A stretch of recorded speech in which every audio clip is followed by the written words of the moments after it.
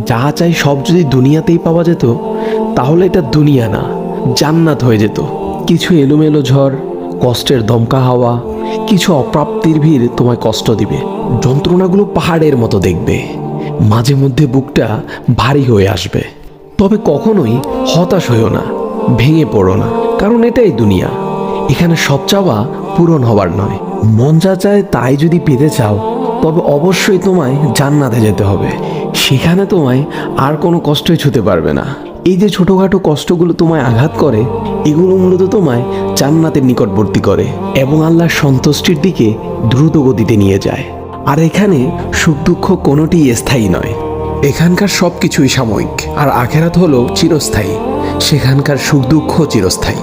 ক্ষণস্থায়ী কষ্টগুলোর ব্যাপারে অত চিন্তা করে কি লাভ? আল্লাহ সুবহানাহু ওয়া তাআলা বলেন, জান্নাতে তোমাদের জন্য তোমাদের মন যা চাই তাই আছে। তোমরা যে জিনিসের আকাঙ্ক্ষা করো তোমাদের জন্য সেখানে তাই আছে।